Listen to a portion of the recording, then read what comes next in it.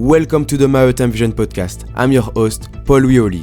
In each episode, we bring you exclusive interviews with maritime professionals, industry experts, and students.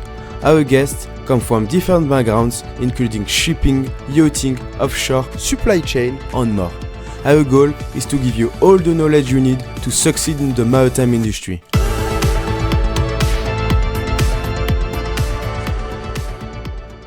Hello everyone, welcome back to a new podcast episode. And today in this podcast episode, we are joined by Emilio Fontana, an expert in emission trading.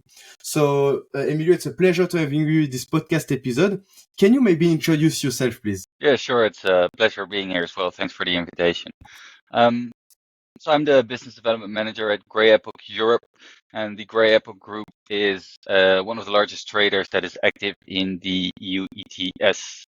We're a firm that focuses on emissions trading purely on the UK ETS and the EU ETS, and we've been doing so for over a decade. We trade with a range of counterparties, not only in the shipping industry, but also other compliance entities, funds, traders, financials, so the whole spectrum of EUA trading. We help companies with managing their compliance risks, but also with bespoke procurement solutions or risk management solutions. Okay, quite interesting. So today, of course, we're going to talk about this EU ETS regulation. So we're going to talk about it in 20 minutes. So it will be quite short.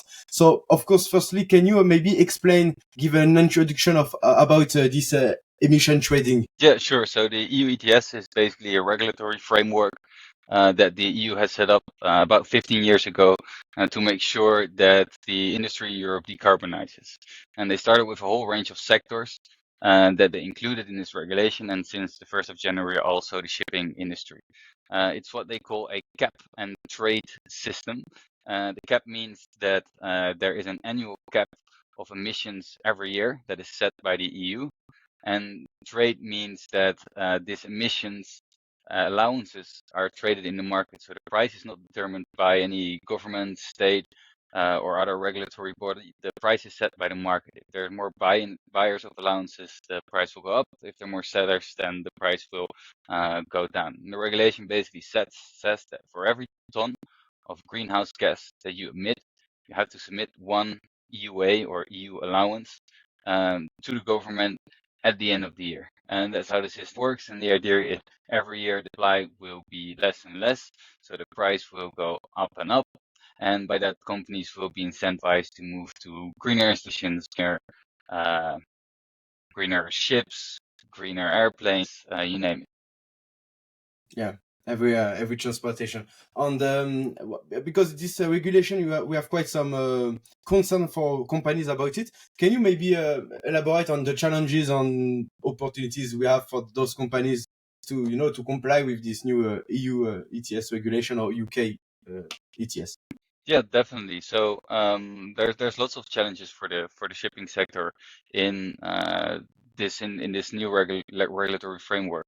Right, other industries have been in there for a lot of times, and some of them are still struggling with the changing regulation as well. So well, from the regulatory side, it's to keep up with regulation. It's a policy tool by the EU. So anything that the politicians want to achieve, they'll try to do so by amending the regulation. If something doesn't work the way they want, they can just go and amend the regulation so that it does work the way they want. So it's an ever-changing set of regulations, and this regulatory framework will be updated from time to time, and it's for companies to keep themselves updated with this regulation as well.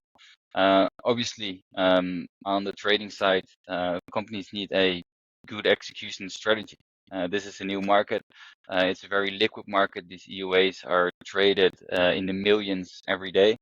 There's approximately 1.3 billion EUAs needed on an annual basis, but the amount that's traded is a multiple of that because they exchange hands many times, both on the exchange as well as between companies. You can trade forwards, you can trade spot EUAs, you can trade options. There's other bespoke structures that you can trade. So having a good execution strategy that really fits your specific requirements, that's one of the most important things that shipping companies can do now. Otherwise, yeah, the other challenge that there is the operational challenge. The shipping industry is a very complex industry. There's a lot of stakeholders there. You have a manager, you have an owner, you have a charterer, you might recharter the vessel. The vessel might come into EU waters or outside of EU waters. The vessel might go for maintenance somewhere else, and everything here is, well, linked with each other, and that makes it for a bit more difficult for the shipping industry. We've seen in the start that there's a lot of shipping companies that try to manage their exposure to certain counterparties or certain vessels in an Excel spreadsheet and try to work it out way. But luckily, there's companies that have sprung up and have provided really good software solution to manage this operational exposure and, well, basically lessen the operational burden. 044 is a good example of the companies that offer such a service. So that's about the challenges. Well, opportunities there. It's hard to say opportunities because it's an increased burden, it's an increased cost. The only opportunity you have there is to have a more effective strategy than your competitors. That is an opportunity that you have. And depending on the strategy that you execute, there might be a potential opportunity as well to increase working capital, assuming that companies pay ship owners for the EUS straight away, but the ship owners don't have to hand those UAs in until September 25. So potentially they have a big position of either cash or UAs that they can use in the meantime. So maybe there's some efficiencies to be made on that front. Okay, yeah, quite insightful by the way. And maybe can you explain a little bit about how those companies, ship owners, for example, they can comply with EU ETS? For example, I know that it's about the fuel emission. So how can we calculate this fuel emission? And can you maybe elaborate a little bit about it, please? Yeah, sure. So here, as with all the other industries, it's basically emission based. So for every ton of CO2 at the moment that vessels emit while going from one port EEA to another port, they will have to surrender one EUA to the EU or to the administering government where they are registered. Um, how is this calculated? On a pretty simple basis, there's a list that the EU has published with the standard fuels, which contain the most used fuels in the EU. And for every fuel, there is a factor. If you burn 1 ton of fuel, then you multiply it with the factor that's listed for your fuel, and then you get the tons of CO2 that you emit. And by that, you know the amount of EUAs that you need to buy. Of course, there's other fuels like some certain biofuels, which have a factor 0, so they don't count for any emissions, but they will have to comply with the legislation set out by the EU as well. So not every biofuel can be used for that. And then there's non-standard fuels for which you would need to calculate your own factor. Basically, a shipping owner would have to go to the fuel seller, and the fuel seller has to give the factor for that fuel and have to provide evidence with that as well, why that fuel has a certain factor. Okay, quite interesting. And to certify, I mean, to prove that I have a ship on the amount of fuel, the emission is this number. Do I need to call to a specific specialist professionals, certified professionals? How it works? Yeah, definitely. So this is a part of the legislation that the shipping industry should be familiar with already.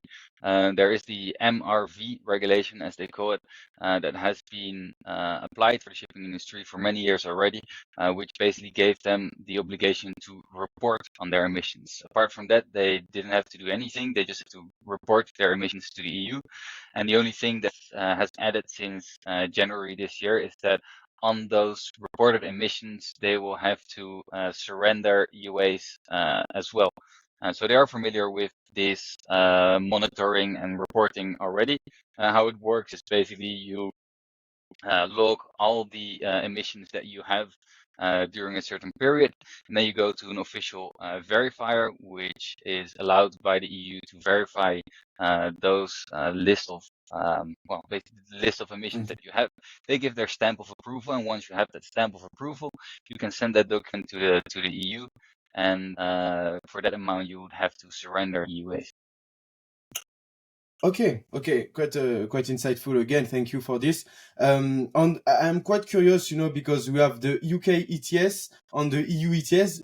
Is it the same? Do you have some difference between both? Yeah, definitely. There is a big difference between the two of them. Um, in terms of the ETS itself, it's pretty similar. It was the same, and since the UK left the EU, they have their own emissions trading system, which at the very start was exactly the same, I would say, as the EU. But as time continued, they started to deviate a bit more.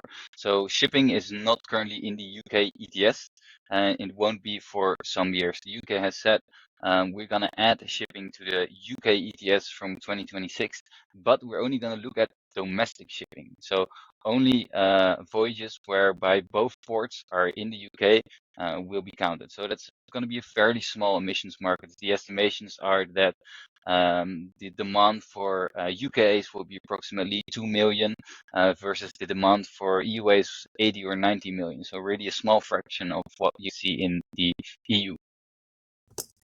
Okay. So yeah, by the way, I didn't know that you have this difference between the UK and EU. It's quite interesting to know about it because people maybe will think that it's the same, but it's not. I want to ask you more about now more the goal about this regulation. Is it something which is good for the competitiveness of Europe, or it means in comparison with other part of the world? Or if yes, why? Yeah, I don't think there will be a competitive advantage or disadvantage for the shipping industry, at least. For other industries, yes, currently there is an advantage or disadvantage. That's because the legislation is not applied on the basis where companies are registered or what their flag is or from what country their captain comes from, but it is based on the port calls that you make. So regardless where your vessel is from, who owns it, under what flag you're sailing, if you call in an EEA port, you will have to comply with this legislation, no matter where you're from. So the rules are all the same for everybody. Doesn't matter where you come from. So it is a level playing field, and I don't think there will be a competitive advantage or disadvantage. I think what you might see is that every large shipping company with a range of vessels, they'll put all their cleanest vessels for voyages to Europe and all the dirtier vessels for voyages outside of Europe, because the cost of such a dirty vessel, apart from the increased fuel cost, is now also increased emissions cost, which they obviously want to avoid if they can do that. Okay. Okay. Yeah. Okay. Quite interesting. So maybe we will have this problem of how to scrap those used vessels, and it will be a quite big other challenge to take into account, I imagine. That's a good question, and I think you should probably ask the ship owners that, and Yes. not an emissions trader. But yeah, in increasing matters, you see these ETS systems pop up around the world as well, right? It's been very successful here in the EU, and other countries are start taking note, and they start putting up these ETS trading systems as well. And the end goal, of course, is that there will be a global market and a global carbon price, but we're still very far away from that. But if such ETS will start popping up over the world, then well, the vessels will eventually end up in the countries that don't have an ETS system. So Mm. that's what happened, and eventually, yeah, these vessels might become too expensive to operate, and well, ship owners might have to go for new vessels or used vessels, but that run on a cleaner fuel or on a different engine, for example. Okay. Okay. Thank you for that. And I have two last questions. The first question, this is in terms of stakeholders in the maritime industry. Who is more concerned about this regulation? Of course, the first, I think it's the ship owners, but what about the other stakeholders? Yeah, no, it's everybody is concerned, right? Because basically for ship owners, charterers, managers, for everybody involved, the EU ETS is a pass-through cost, right? They get this additional cost thrown on their plate, and what they're gonna do is they want to pass it through to the next one in line. So it's a bit of a struggle for everybody. First of all, from the operational point of view, what I told about what I spoke about earlier.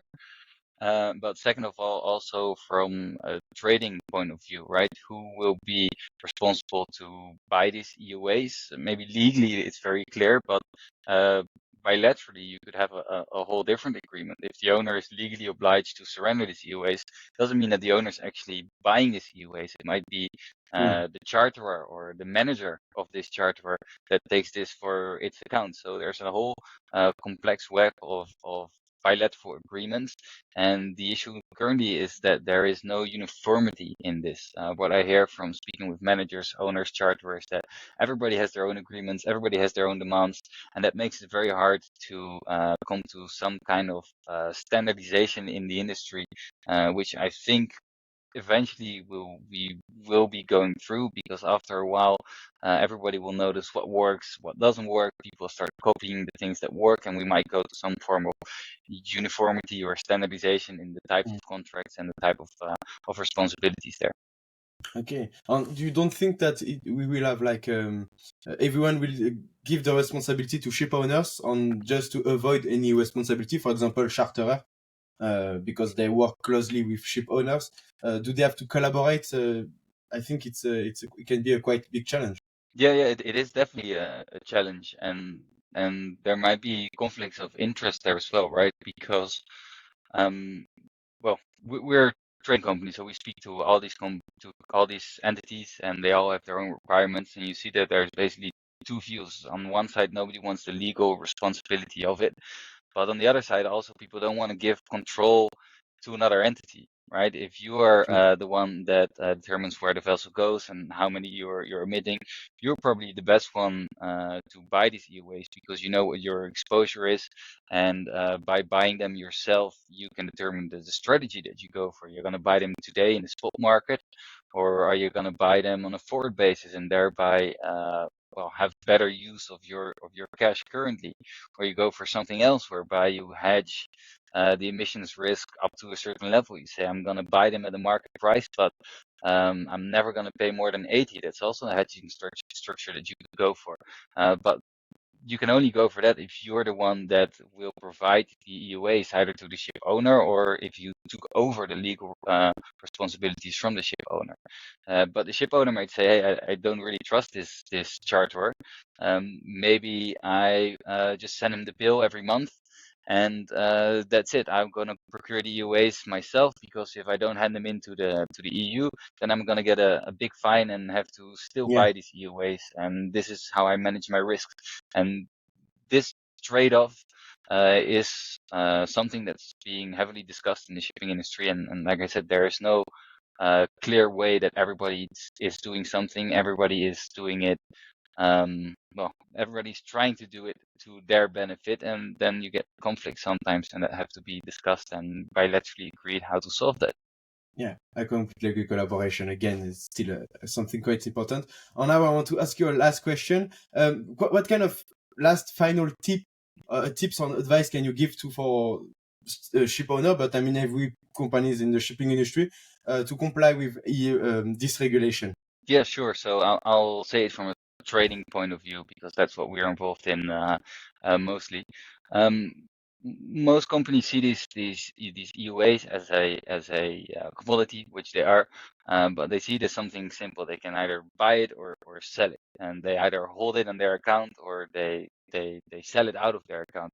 But there's a whole range of possibilities there, of which I just mentioned a few examples, to hedge your risks and to come up with a solution that better fits your specific requirements or industry. Maybe you have to have a ship owner, and you are chartering out your vessel on a long-term time charter, and the charterer will only give you EUAs every now and then, or will financially compensate you every now and then, and you want to bridge such a period, or you want to optimize your cash flows and not pre-fund the EUAs that you have to buy now at the market price, for which you're only going to be receiving funds in 2 weeks from your charterer.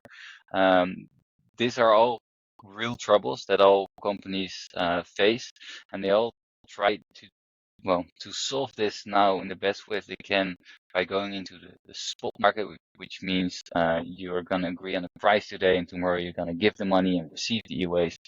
But there's a whole toolbox available for companies to put something in a bit more structure that specifically fits their requirements and therefore makes their operations easier, smoother, their cash use more efficient, and there's a lot of other benefits that they could have, but it depends from company to company. So what I only can encourage is have a discussion with your trader, ask what's possible, and try to come up with something that benefits you most. Thank you, Emilio. Thank you a lot for this insightful episode. It was short, but it was quite a lot of content, a lot of information. So thank you for that. Thank you, Paul. Thank you. It was Bye-bye. great being here. Thanks for the invitation, and we'll stay in touch. My pleasure. Bye-bye. Thank you for listening and watching this episode. We are looking forward to bring you more insights from maritime professionals, experts, and students. Do not hesitate to follow the podcast on Apple Podcasts, Spotify, and YouTube. Your support means a lot to us and helps us to bring you more content.